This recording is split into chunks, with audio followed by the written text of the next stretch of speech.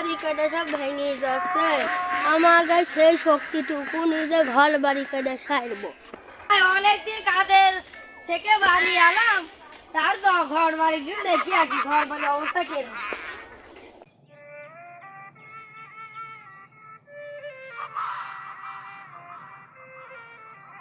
কি রে, ওই দুটি আমার ছেলে শিয়াবা ছানি না? ভাই ওর দাদা কাপড়া বসিয়ে রে, কোনো কথা মতো না কই চুপ করে দিতে লাগে। আচ্ছা ঠিক আছে ভাই। বাপ শিয়াব ছানি, ওরা আমার ছেলে, আমি ডাক দিলাম তাও ওরা শুনলো না, ব্যাপারটা দেখ ভাই আব্বা যখন ডাক দিল তোর কথা তো না শুনে আমার ভুললো না।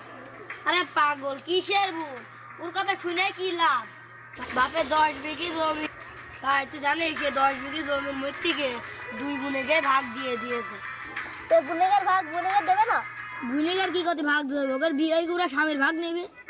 হ্যাঁ ভাই তুই ঠিকই বলেছিস, কি আর তোকে দিতে হবে? তো ভাই তাহলে আমরা বুনি বাড়ি যাই, যাই বলি আসি কি।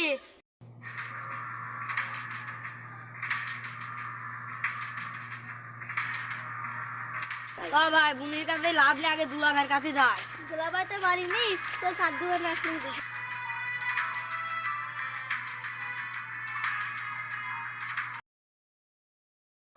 কিরে তোরা কাজের তুই কখন আলি?